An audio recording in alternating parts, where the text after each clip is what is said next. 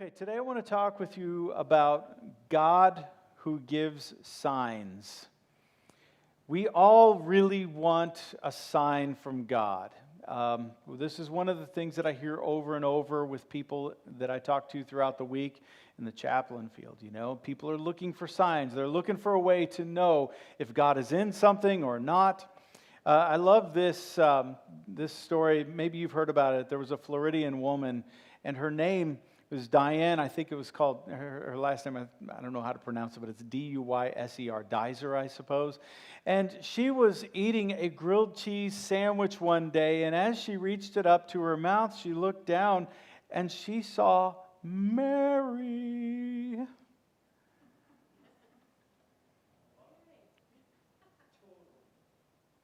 And she took that grilled cheese sandwich and she put it in a glass box and put it on her nightstand. And for 10 years, that grilled cheese sandwich protected her.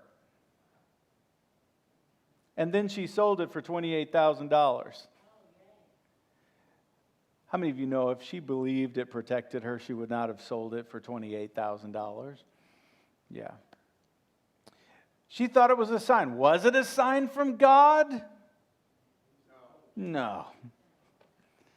Most likely not. It'd be funny if Jesus came and he was like, yeah, actually it was, but most likely it wasn't. See, we want signs. We want a sign. Do I need to take this job? Do I need to marry this guy? Do I need to marry this lady? Do I need to go to this school? Is this the school God is leading me to? Do I need to be at this church? Do I need to stay at this church? Or do I need to start coming to this church? Do I need to eat ice cream? You see, I get signs all the time that I need to eat ice cream because every time something difficult or bad happens in my life, I think I need ice cream. It's a sign. Y'all are with me, aren't you? Do I need to go on this trip? Do I need to go visit these people? Do I need to have these friends? Do I need to stay with these friends? Or do I need a sign, God? Are these the right people I need to be hanging out with? Do I need to buy this car or that car? And listen, there are motives behind our reason for wanting signs in our lives. One motive is that and this one is kind of out in the open when it comes to us seeing it. It's easy to see this motive, and that is that we all want success. We all believe that if we hear from God before we make a decision, that we will be successful. And the other sign is a little different than that, and it's more hidden in it, and that is that we want to blame someone for our failure. We want to blame someone for when things happen. And in other words, well, God told me to take this job and I failed at it. It's not my fault. It's God's fault for telling me to take this job because He gave me a sign and I took the job. Well, it's God's fault that my marriage failed because He told me to marry her. He told me to marry him and it didn't work out. So it's God's fault. God's fault that I went to this school and I owe $100,000. So it's not my fault at all. So we would really like someone to be able to blame things for. And so I want to kind of take you back, and I hope that you'll be able to take the stories that I give you today and the information that I give you today and kind of apply it, because all of us have these moments in our lives. I have moments with doves in my life, And I'm not going to take time to tell you the stories, but doves just show up when I need them to show up, and there's peace with that. And then for me, it's a sign, It just helps. And so I know that you have things in your life that you look back and you see some signs, and I hope that you will take these stories and apply them and try to get some truth, because the truth is we really need to know when God is talking to us, when God is giving us direction, and protect ourselves from when the enemy is trying to give us direction. So I want to take you back to the story of Moses and the burning bush to start with. Y'all remember the story of Moses and the burning bush? Maybe you haven't read it, so I'll just kind of go through it a little bit. We've all heard of Moses at least. Even if you have never read the Bible, you've probably heard of Moses. Moses was this guy. He was the prince of Egypt, and he was an Israelite. When he was a baby, his mom, all the babies were being killed, baby boys were being killed, and so his mama put him in this little wooden raft, and she set him off in the Nile River, and the princess found him, and she said, oh, here's a baby. I think I want to raise this baby. So she did. So Moses was raised in the palace while the Israelites were being used as slaves throughout his life. And he found out that he was one of the Israelites, and he ended up killing an Egyptian because they were mistreating the Israelites. So he fled. He was about the age of 40. And so for 40 years now, he's been out in this desert country. He got married to this lady. And after he got married to her, he started working with her father. And so he became a shepherd for his father-in-law. He didn't own any property. He didn't own the sheep. He just was kind of a vagrant out there, and he was helping, and he was taking care of business, but he had no aspirations, no goals in life. He was, by this time of the story, at the burning bush, he's 80 years old. So he's out tending his father-in-law's sheep, and he's just hanging out. You can imagine. He's just hanging out. What else do you do? If you've ever seen a shepherd just hanging out with sheep, I mean, they are not fun. You'd think that they would at least try to keep his attention, but they don't. They don't. They're just sheep. He's just got to watch for anything that might hurt them. So he's out there, and he hears something or looks over, and he sees this bush burning. He's like, what in the world is that? The bush wasn't burning up. What started the fire? I don't know. The bush wasn't going away. And so here's something that's important. The bush drew his attention away from the ordinary day. He began to look at something he hadn't seen before. It's very symbolic for us. And he began to leave ordinary behind in order to go and see what was happening with the bush. And although Moses wasn't looking for life change, he wasn't looking for anything to do out of the ordinary. He wasn't like, God, what's your direction for my life? Okay, you want me to go and do something huge? He wasn't looking for that. Moses was just hanging out, doing his stuff, waiting to die, basically, at 80 years old. And God began to speak to him from within the bush, and Moses and him had this conversation, and God told him, he said, Moses, remove your shoes. Now, if you look online, the symbolism of shoes, it's very easy to find.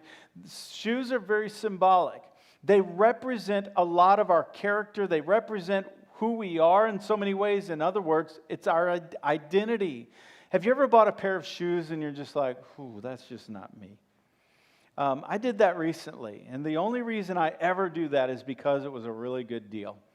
I found some cheap tennis shoes to wear, and every time I put them on, I was like, these do not look like me. They were these tan shoes. I even preached in them. It's kind of embarrassing to even talk about. And you know what I mean? Because they don't represent you. It's just like, oh, that's not me. And some of you can wear cowboy boots. I'm just not able to do that. If I put some cowboy boots on, I'm just like, okay, that's not me. It's just not going to work. It's just not me. It's our identity. Our shoes very much reflect who we are, and they also can reflect how we feel inside. Our emotions and everything about us are kind of connected with our shoes. And God was saying to Moses, look, you are now standing on holy ground. And I want you to remove your identity. And I want you to take on a new direction in your life, a new identity. I want you to take off the old you.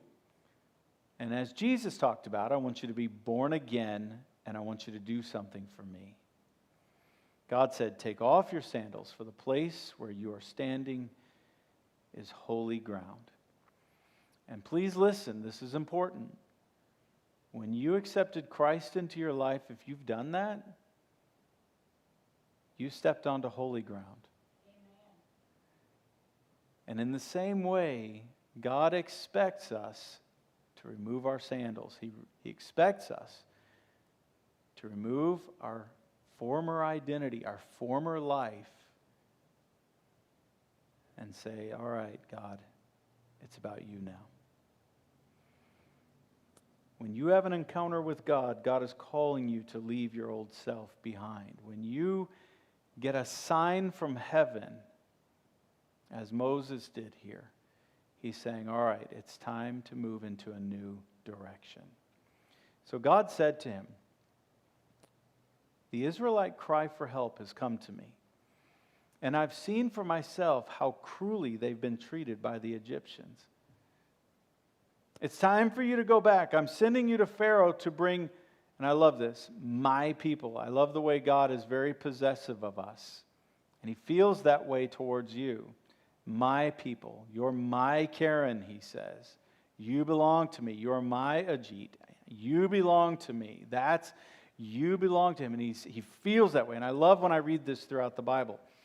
And at the moment he's talking about the people of Israel, and he says, I want you to go and I want you to bring my people out of Egypt. I want you to save them.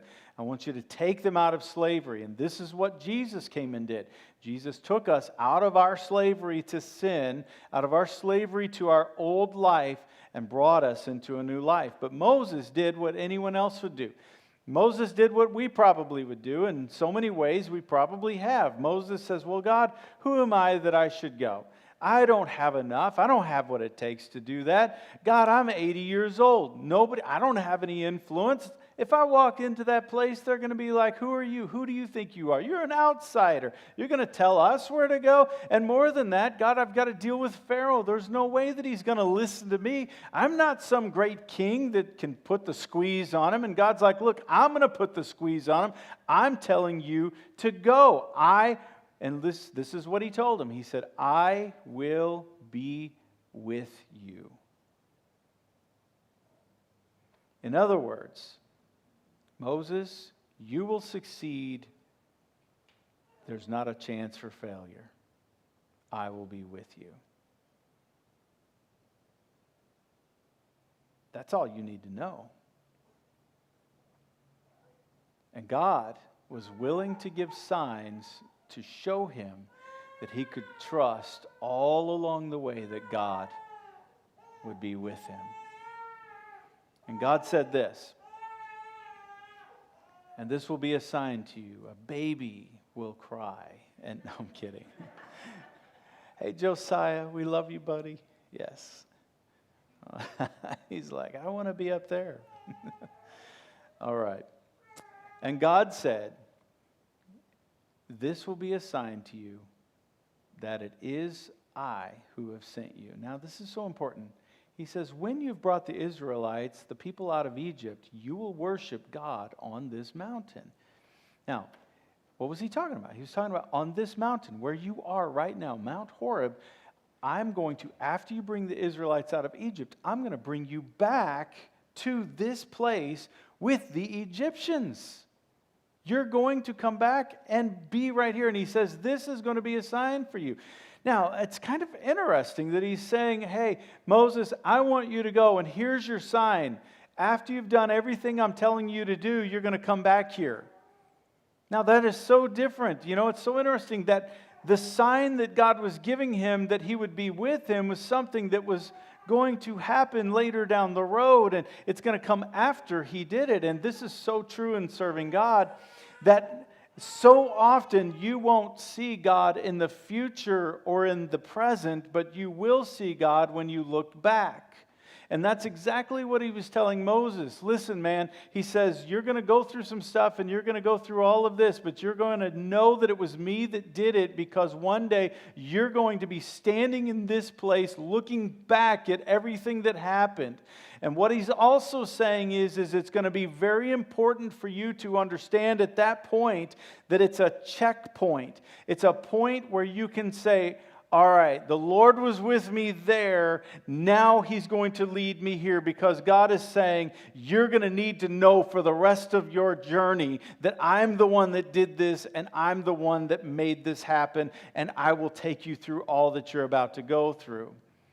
So God told Moses, I'm going to do this. Egypt will let the people go, and you will be able to lead them out. And Moses said, well, what if they don't believe me or listen to me and say, the Lord did not appear to you? What if they question it? And then God established some signs so that the people would be able to see and follow him. And you can go and read about it in Exodus chapter 4, but there were 3 signs that he gave him. One was that he would turn his staff into a snake, and God did it right then and there. And Moses was like, holy smoke, this is crazy.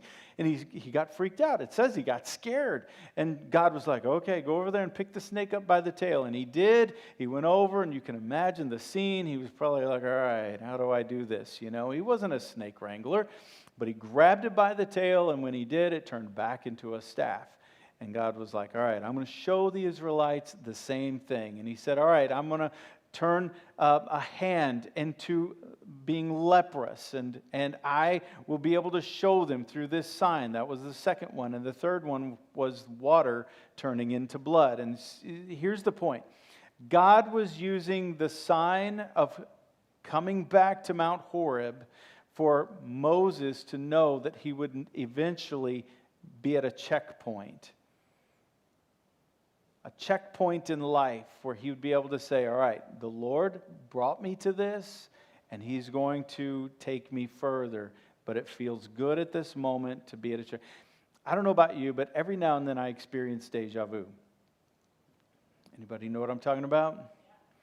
And for me, I've always considered that to be like a checkpoint, where it's like, oh, I somehow saw this before. I've experienced this before. This is crazy. How did this happen? And for me, it's just kind of a checkpoint that says, I'm right where I need to be, doing what I'm supposed to be doing. Everything's okay. And that's what God was giving Moses here. And the second thing God was doing was he was giving signs for the people to follow him. So I want to talk about the signs real quick and how and what these signs are. Why does God give them to us? What is the reason for it? Number one, God is trying to communicate that he is doing something. And it's so important for us to realize that in our lives, God is the one that's doing something. We make our lives about us.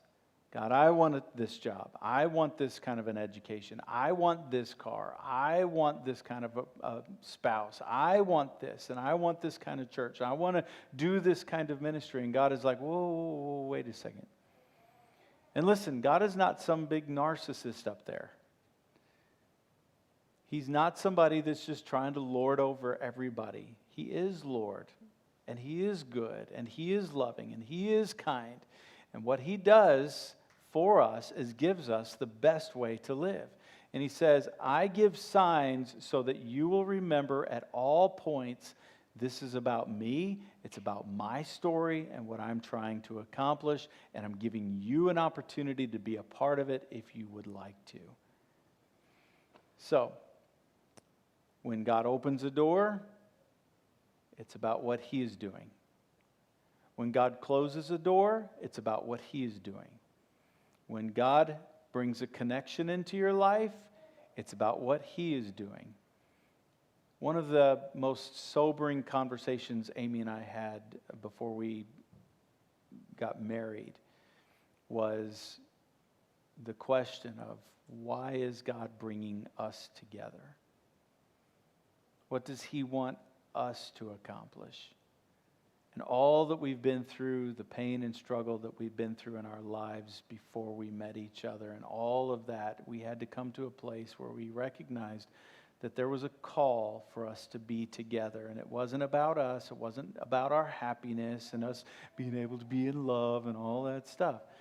It was about something for heaven. And so, I'm standing there this morning and I realize this lady is wearing a Relate Kids t-shirt, and she was teaching kids this morning, and she just blended right in and became a part of the church family. And that is, I cannot tell you how difficult that must have been for her. And how respectful that is. And it just is awesome. But it's not about us just having a fun life. It's about what He's doing. So to communicate what He's doing. Secondly, to draw people to Him. God will show signs to draw people to Him. You see, God wanted the Israelites to follow Him, and He wants us to follow Him, so He shows signs. Jesus, the Scripture says, He performed signs, wonders, and miracles, right? So Jesus did things. He healed people, and He did all kinds of things that showed signs that would allow people to feel comfortable to follow Him. And so we need to understand that God is very interested in people following Him, and He will show signs along the way for that to happen. Number 3, He does it to remind us of what He has already said, to bring clarity, not confusion to us. You see, God promised the Israelites that they would have their own land. And so He gave signs to show them to follow this guy to their own land. And He brought clarity to the situation.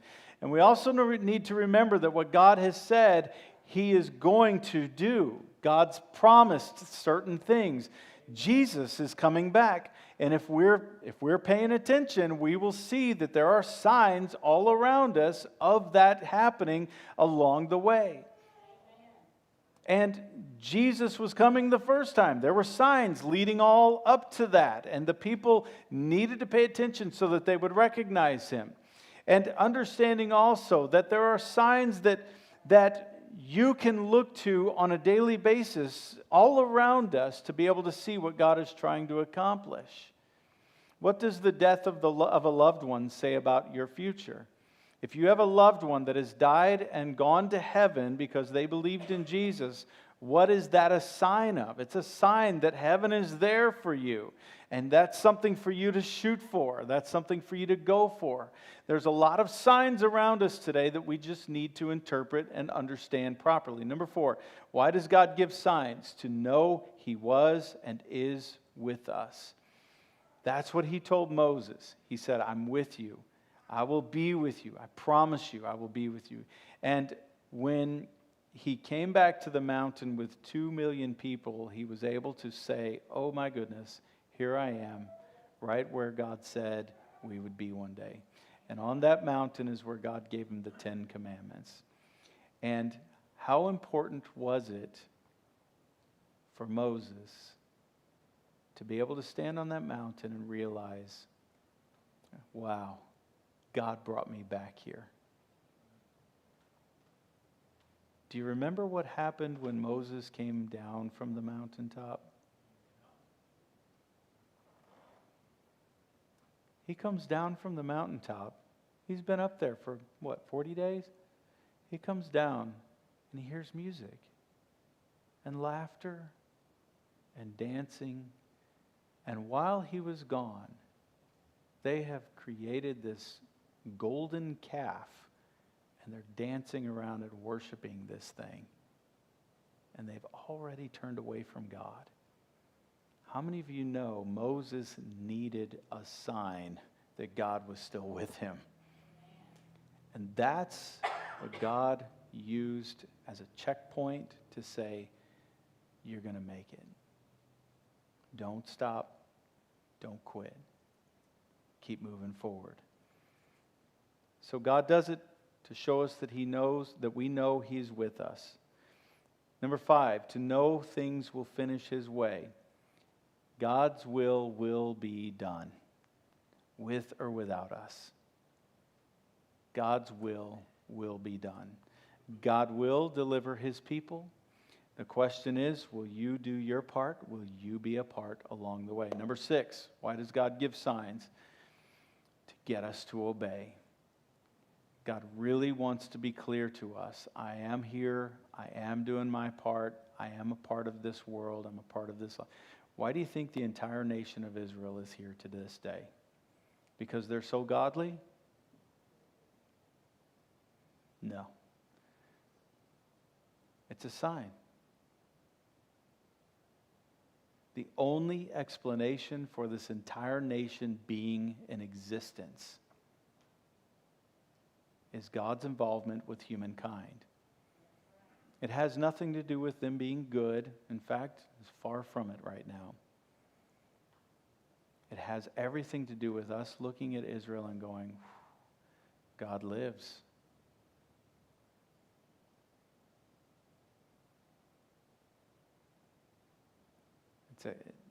There's no way to explain this entire nation of people being here except for the interaction of the Almighty God with humans. It's amazing. So God wants us to obey. And ultimately, the signs were tangible enough for Moses that he would obey him and the Israelites would obey. So here's a question. What signs is God giving you? God is speaking to you all the time.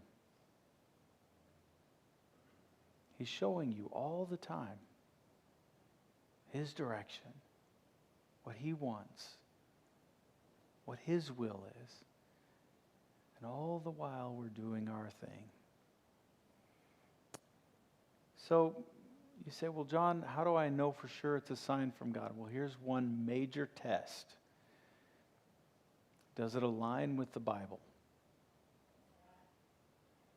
If it doesn't align with what he's already said, if it does not align with His Word, probably wasn't Him. How many of you know Satan can give signs too? Do you think he can whisper to you things? He can say some things. He's got an agenda as well. And he does not want you to move forward in God's kingdom. He doesn't want you to move forward in your relationship with God. He wants you to fail. And he will show signs and he will whisper things to you that if you want to listen to him, you can. If you want to follow him, you can.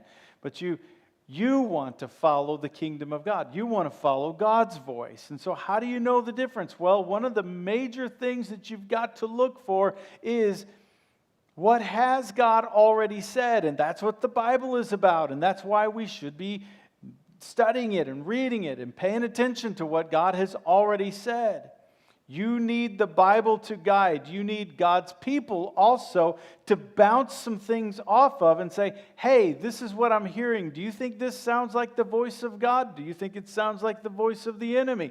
And these people hopefully have the mind of God to be able to give you that information. But that's why we have the Bible. You've got to go there as the foundation of it, right? You need wisdom to identify the author of the signs that you're seeing, and you need wisdom at times to interpret the signs that you're seeing. You see, our brains are constantly working to try to fit things into our own narrative.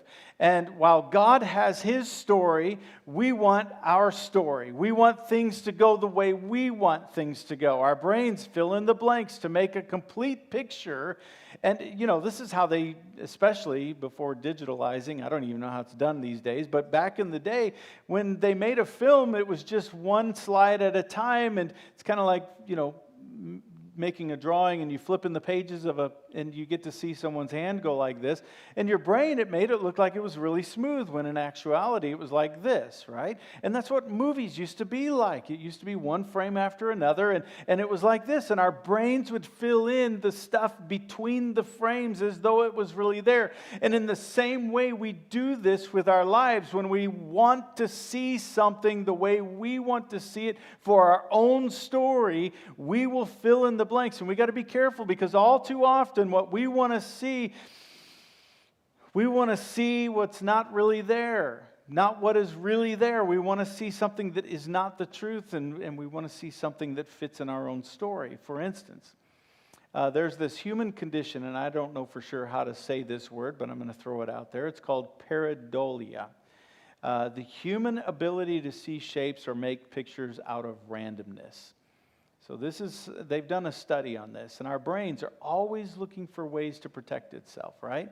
To protect ourselves. And we have this, we want to make sense of things around us. And so we fill things in, and we hear some of what's going on, and our brain fills in the rest of it. And we see some of what's going on, and our brain fills in the rest of it. And it's there for self-preservation and protection as well. And one of the most important things that we need to know at all times is what other humans are around us.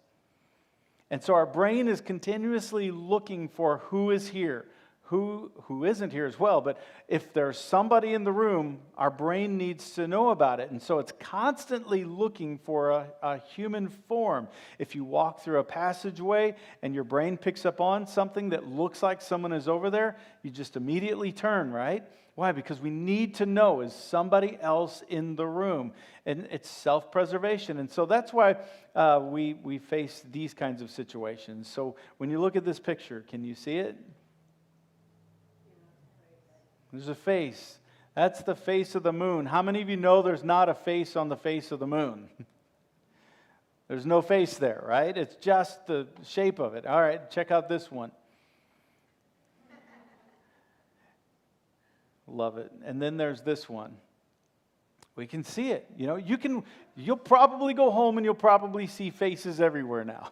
But you just weren't paying attention to it. Your brain is constantly looking for something that says, somebody's there. Why? Because that person could be a threat to me and I don't know. If I don't know that they're there, then there's a problem. And so we're constantly looking for this stuff, and our brains will make things up. And in the same way, we have to be very careful that because we see something, maybe it's not God. But we need to also know that God is always communicating. So, how do we find that? Where do we look? And how do we discern?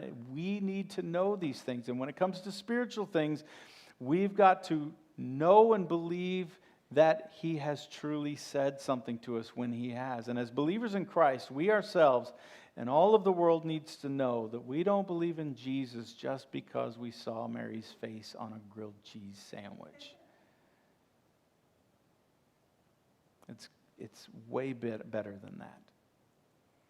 God gave us clear and glaring signs that are way more than just emotion and our imagination so that we can believe in Jesus.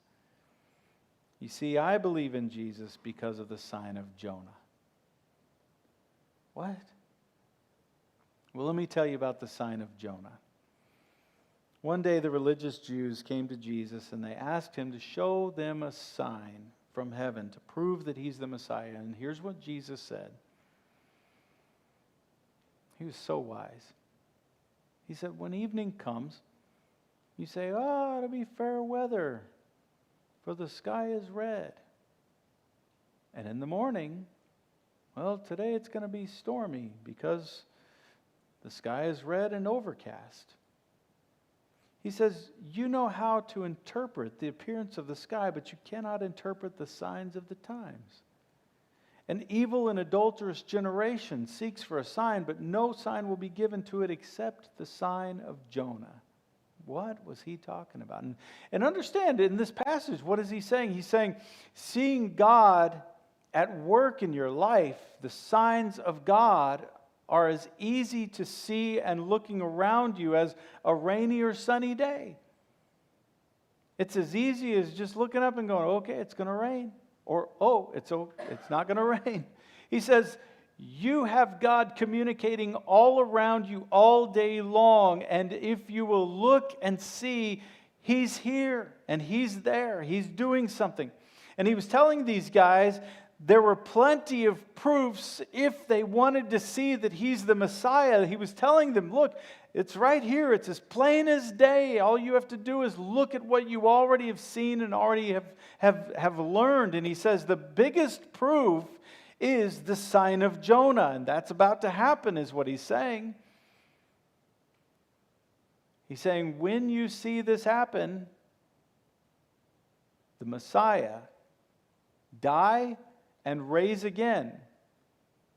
What's He saying? Guys, when you see this happen, that's going to be a checkpoint. That's going to be a moment where you stop and go, oh, God is with us. That's Jesus. That's what Emmanuel means. God is with us. God has done this. And for hundreds of years, and please get this, for hundreds of years, God had been preparing them for the Messiah to come. He'd been showing them and telling them what it was going to be like when the Messiah got there. They knew the signs to watch for, but when the signs were glaringly started flashing in front of them, instead of looking at them and going, oh my goodness, the Messiah is here, they just closed their eyes and they plugged their ears, and they didn't want the Messiah to come. Why? Because he was a threat to them. They would have to change their lives. They would have to take off their sandals, per se, and they would have to move into a new life and have this new life with God. They would have to leave their old religion, and many of them would have to leave their jobs of priesthood and so forth to embrace this whole different way of relating to God. And they would have to leave the law behind, the law that they had learned how to twist and finagle, and come into a relationship with God where they talked with Him and walked with Him and let Him lead them throughout the day in a relationship is a whole different thing. And they had to blind themselves to all the prophecies that Jesus has fulfilled. You've got Micah's prophecy more than 700 years before Jesus was born. It was prophesied that he would be born in Bethlehem. Where was Jesus born? You have Isaiah's prophecy that he would be born of a virgin. This was prophesied hundreds of years before Jesus was born. He's going to be born of a virgin. The prophecy that he would be from the tribe of Judah. What tribe was Jesus from?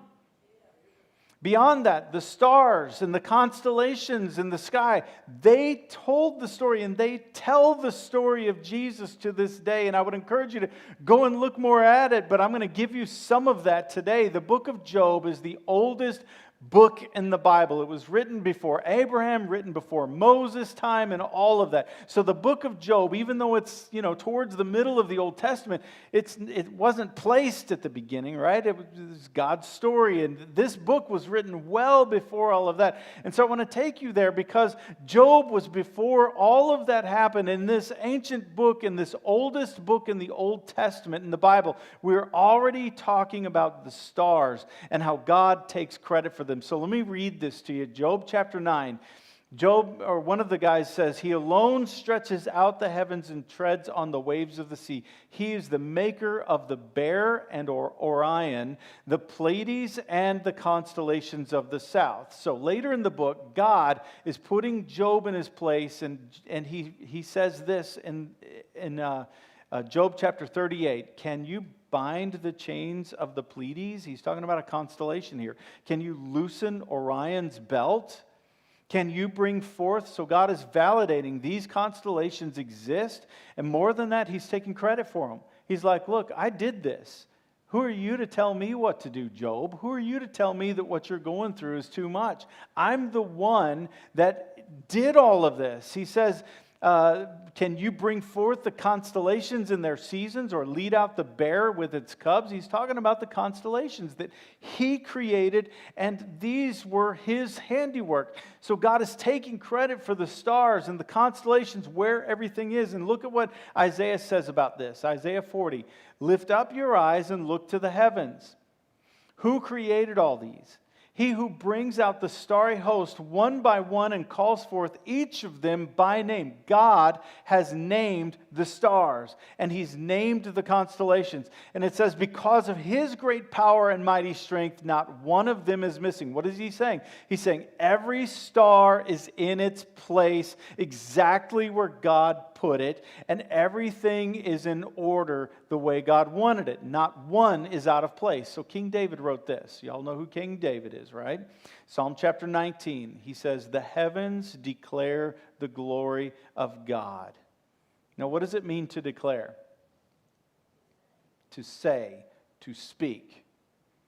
The skies proclaim the work of His hands. How did the skies proclaim the work of His hands? The story is in the stars. Day after day, they pour forth speech. Night after night, they reveal knowledge. They have no speech. They use no words. No sound is heard from them. Yet their voices go out into all the earth, their words to the ends of the world. Whoa. The constellations, the stars are telling the story. The Jews knew this. The Israelites knew this. They were like, all right, the story is there. We know what to look for. We know what to watch for so that when the Messiah comes, we know it's Him.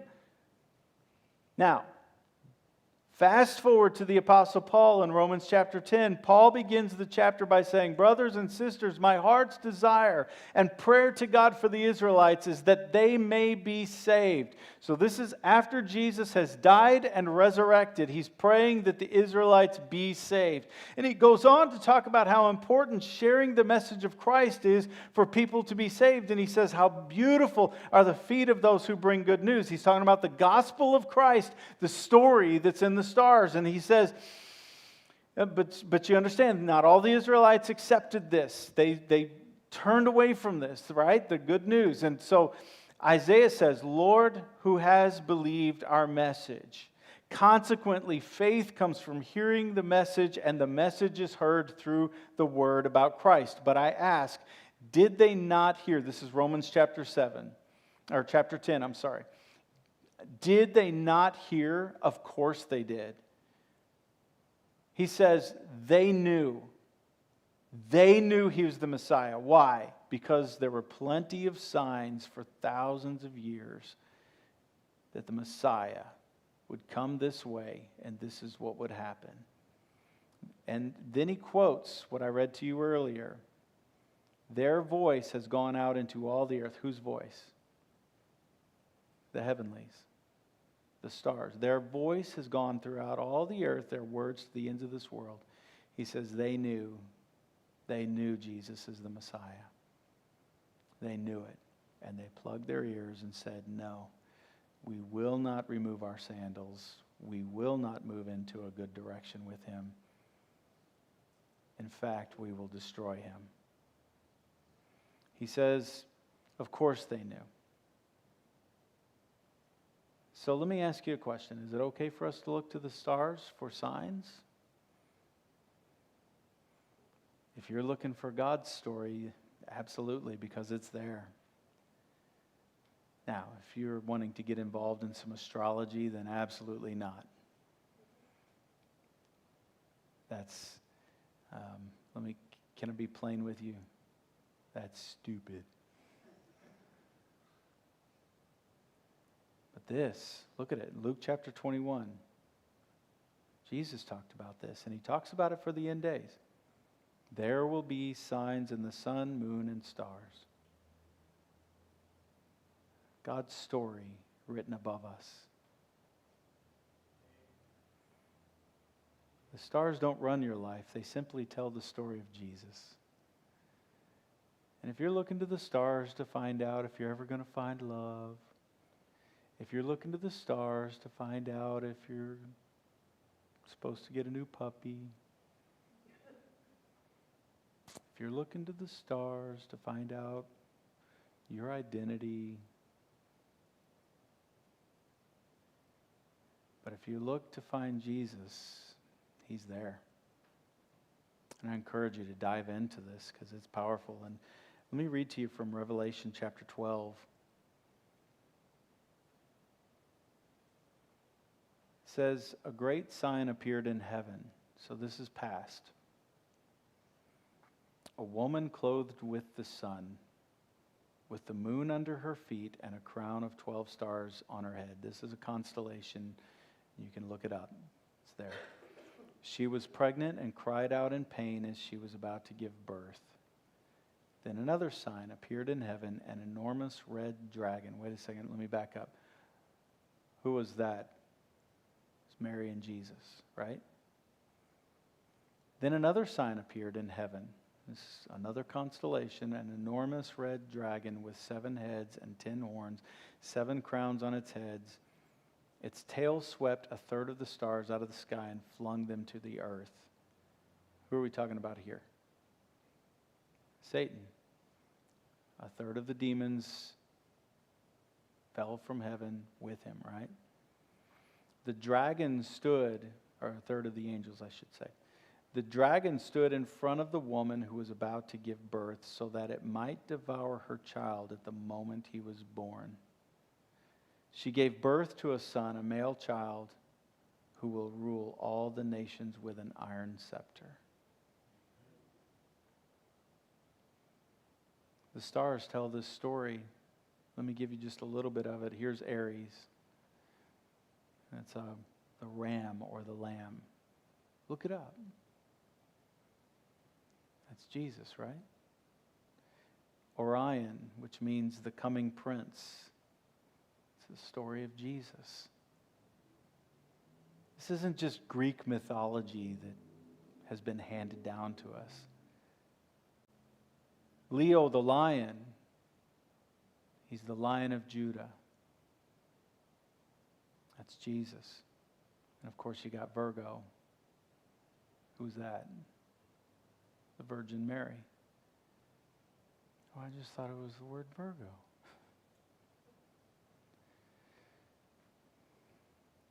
One of the greatest documentaries, I love it. It's called The Star of Bethlehem. You can find it on YouTube. It's just a guy, he's a lawyer, and he put a ton of this together. It's beautiful, absolutely, just an amazing story. But the story of Jesus is in the sky, and we sit under it every day. You talk about signs. Studies have been done using astronomical software that you can use to go anywhere on the planet.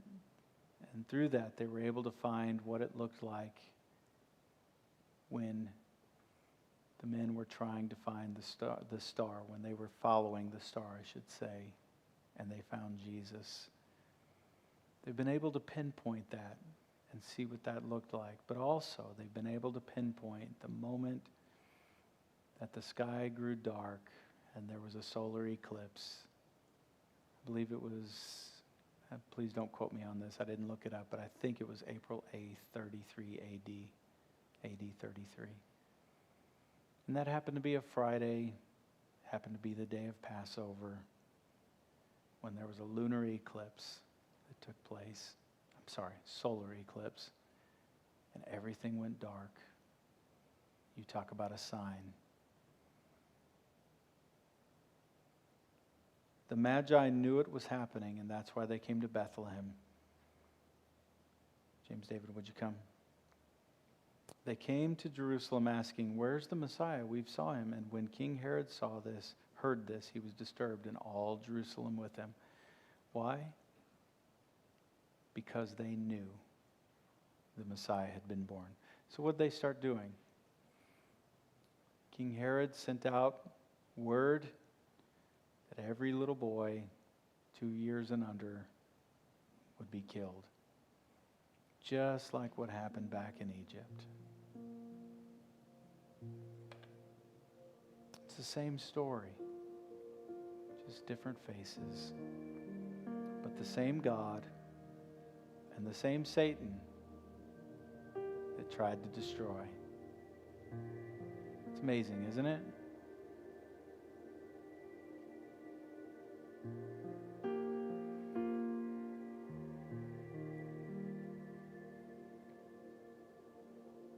Matthew chapter 2.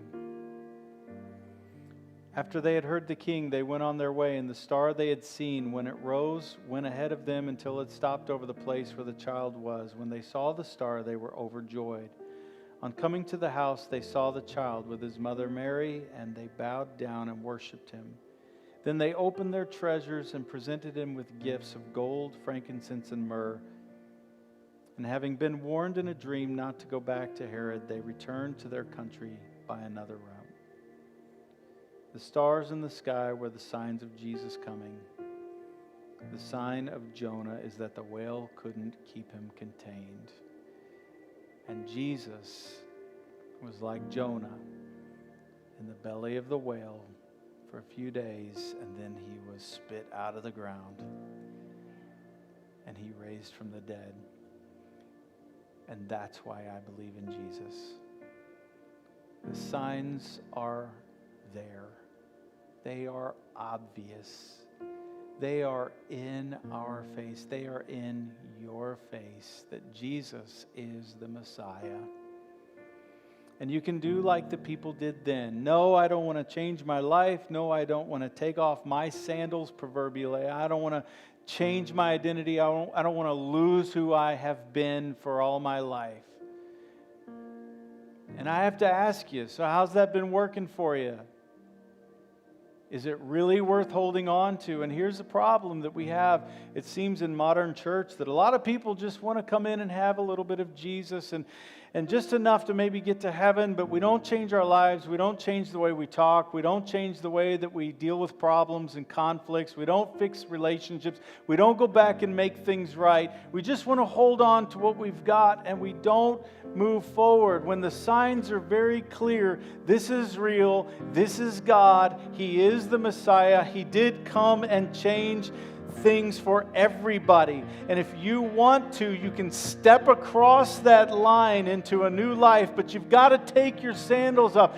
No, I just want to accept Jesus. Well, let me tell you, when you accept Jesus into your heart, you have stepped onto holy ground. And God says, you got to change. You got to take those shoes off. You've got to come closer and hear what I'm saying. And what did Jesus say? He said, if you come close to me, I will come close to you. I will in no way turn you away. I will love you and I will care for you and I will lead you. It will be difficult at times, but you've got to trust me and you can have a relationship with me. And that's why God has surrounded us with so much that we can see Him if we want to. And some of you can look back on your life and you can see moments, checkpoints, maybe that you should have listened to and you didn't. Maybe right now is one of those moments. Do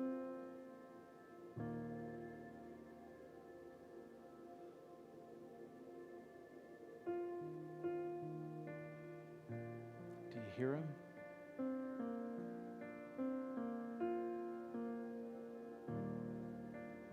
He's here. He speaks.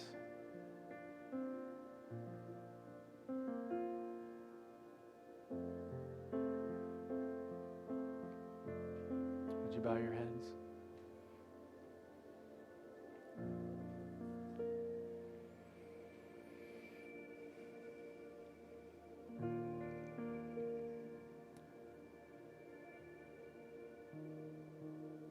His name is Jesus. Emmanuel. God is with us.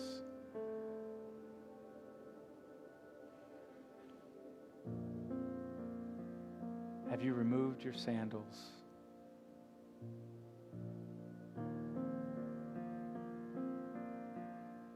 This is holy ground.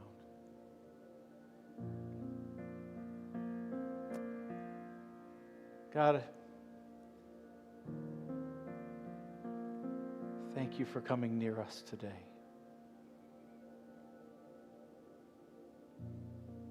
We will change for you, to accommodate for you in our lives, to love you.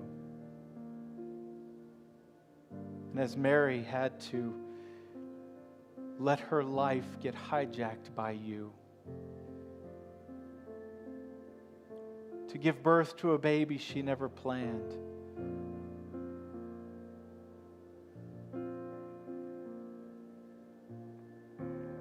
to live the rest of her life completely different than what she ever expected. God, we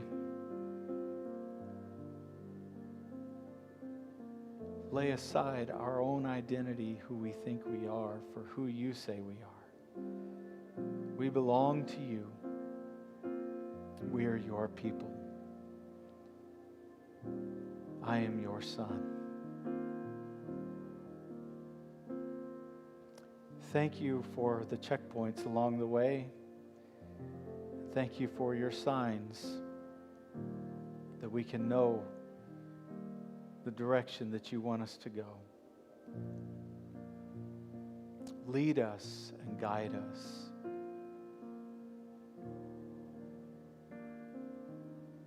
And Father, maybe there's somebody here that's establishing a new relationship with you right now. Thank you for hearing them. Thank you for coming alive inside of them. We trust you. You're our God.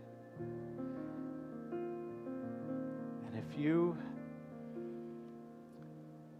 set the stars in the sky and gave them each and every one their specific place, then we certainly know that you can do that with each of us. Thank you for knowing us and loving us. We love you.